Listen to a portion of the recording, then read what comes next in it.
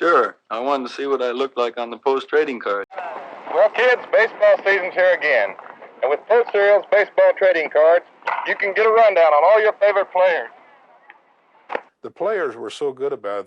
They made it easy on us because they would tease us instead of getting mad about it. You know, saying, "Hey, look, I hit a home run," and they put the M&M boys. They would come around and say, "Hey, what the M&M boys do today?" You know, I mean, they teased us a lot, and they took it really good. They made it really a lot easier, especially after I fell out of the race for Roger. I mean, they helped him do it.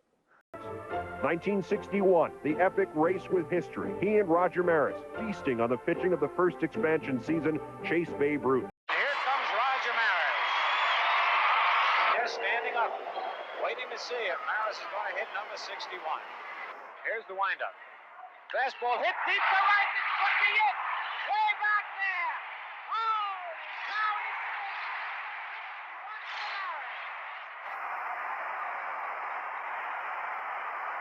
Holy cow, what a shot.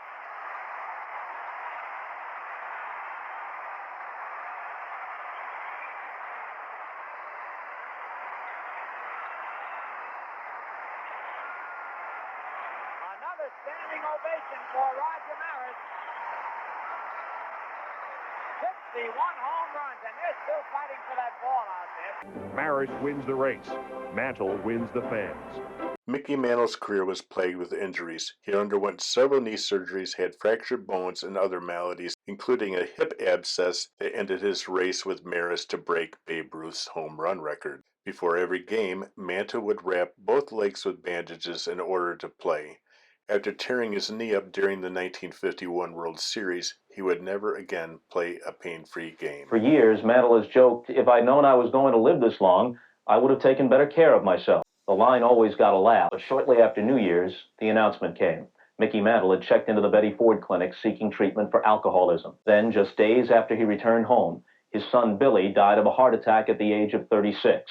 This is a story Mickey Mantle wanted to tell. 1969, when I retired, I didn't feel like that I had given it all I had, or I felt like something was missing. And by that time, I was probably an alcoholic and didn't know it. The last 10 years, like 1980 up to now, or up till I went to Betty Ford, it got pretty bad. People would tell me I did things, you know, and I couldn't remember. I did things for the last 10 years that I had no idea I was doing. When you got to Betty Ford Clinic, I'm told that you received more letters than anyone who's ever been at Betty Ford. And when you consider some of the famous names who've gone in and checked out, that's kind of remarkable. I had teachers have their class, little kids write me letters. Third and fourth graders would write a letter, you know, say, Mickey, we're glad you went out there, you know, and I didn't realize it. I really didn't realize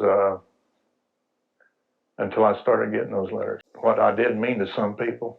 This year, a doctor warned him his liver was so bad, his next drink might kill him.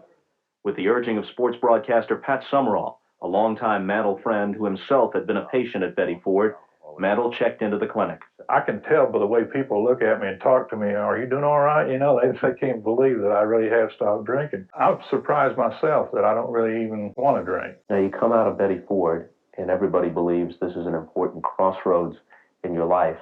And then just weeks after that, your son Billy dies of a heart attack, and he had had serious medical problems and involvement with alcohol and drugs himself. I had this long history, and a lot of people thought that was the reason I drank so much was because my dad and his two brothers and his dad all died with Hodgkin's disease, which is inherited. And a lot of people thought that's the reason I drank, but I don't think that really ever came into play with me, to tell you the truth. I got 4 boys, Mickey, David, and Danny. All of a sudden, Billy had Hodgkin's disease, and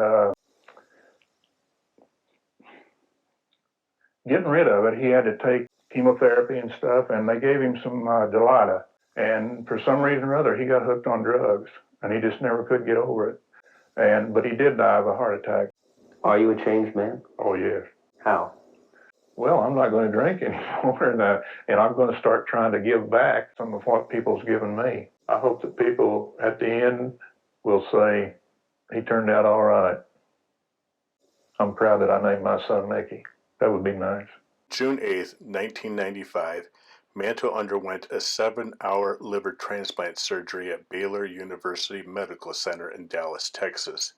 His surgeon, Robert Goldstein, said Mantle had an excellent prognosis for recovery. However, the cancer had spread to other organs in his body, and on August 13, just 2 months after the transplant surgery, Mickey Mantle died just after 2 a.m.